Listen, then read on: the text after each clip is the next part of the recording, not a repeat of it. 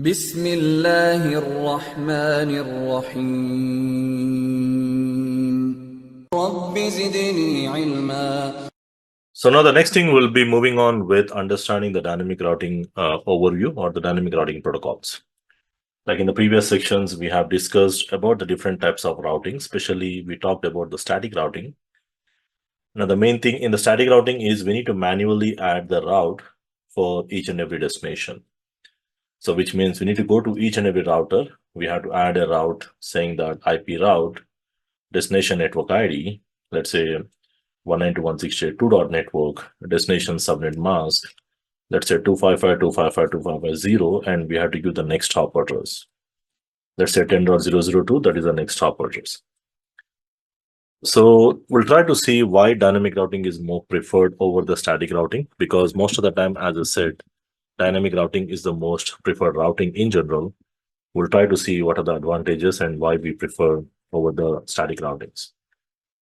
Like, what is routing? Routing already we discussed. It's a method of sending a packet from one network to another network. So if you want 192.168.1.network here to communicate with 192.168.2.network, you need a router.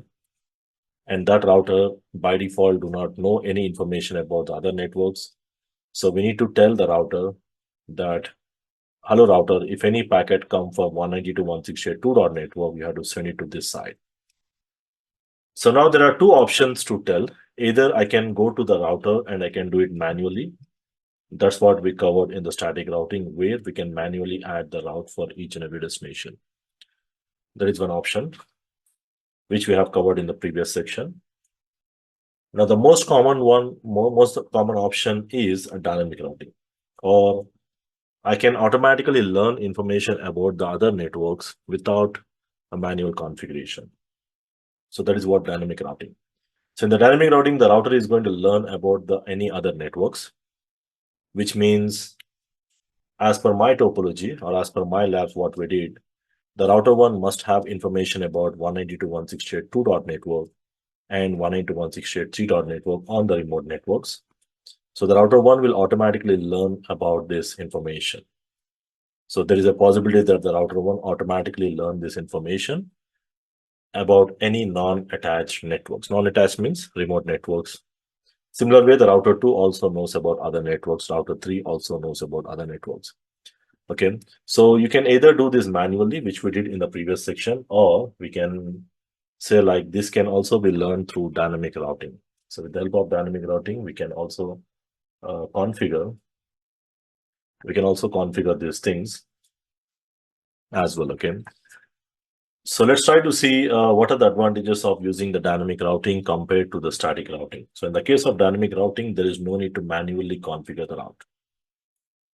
So unlike in the case of static routing, we need to manually add the route for 2.network and 3.network. We have to add these routes manually. But whereas in the case of dynamic routing, we don't need to do that. But now the question is, if I don't write the routes, how the router 1 will come to know? So the router 1 will come to know about the other networks through advertisements. So it's going to learn about the other networks through advertisements, which means every router will advertise its own information to other routers. Like in my case, let's say there is a 192.168.3.network. So this 3.network is going to advertise. This is a network belongs to router 3. Now the router 3 is going to advertise its information saying that, hello router 2, hello my neighbor, I have a network called 192.168.3.network in my LAN. So if any packet destined for 3.network, you can pass on to me. And also I'm connecting to 11.network on this network.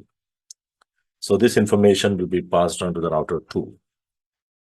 Now what the router 2 will do? Now router 2 will receive this information, and also it will pass on this information to its neighbors, like the router 3. Now the router 1 will receive information about, now the router 2 is not only advertising its own networks. It says, I have a 2.network, I have a 10.network, I have 11.network. I also have information about 3.network. So the 3.network is not my network. It's an information which I received from my neighbor, and I'm going to pass on that information to the next neighbor. So based on that, the router 1 now have information about how to reach a 2-dot network, a 3-dot network, and other networks as well.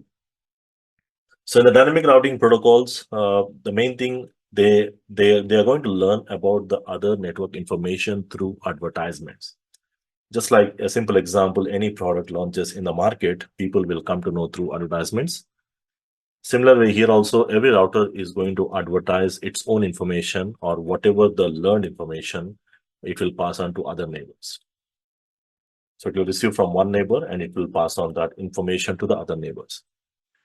Now, based on this, it is going to automatically select the best route. Again, so automatically selecting the best route means now there is a possibility that I'm receiving 192.168.3 network information. Router 3 advertises to router 2 and the router 2 advertises to router 1.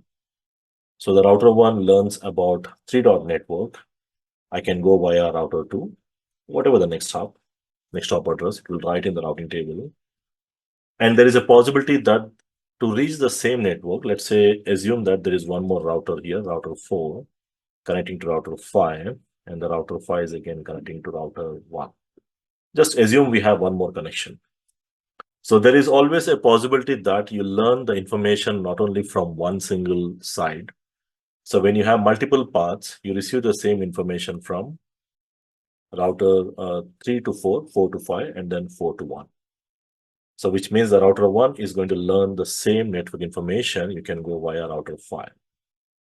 So whenever you have multiple paths, there is a possibility that the router is going to learn the same information from multiple sites. That's what it is possible. Now the question is which one it is going to use. So in the case of dynamic routing, it will automatically select the best route. So depending upon which protocol we use, automatically it will calculate the bandwidth and some other factors. It will vary depending upon the protocols, what we use. But based on that, it's going to say, okay, I'm going to calculate anyone as a best route and write down that best route in my routing table. And it's going to use that particular route to forward the traffic. Like, let's say this is my best route. Let's say it uses this as a best route. And any traffic destined to 3 network, the router 1 is always using this route.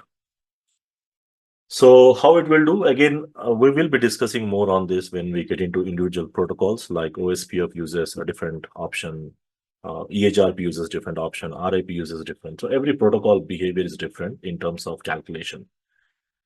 But what they do common is they automatically select the best route and they build a routing table, which will verify, like we can use a show IP route command to verify the same, just like we did in the static routing.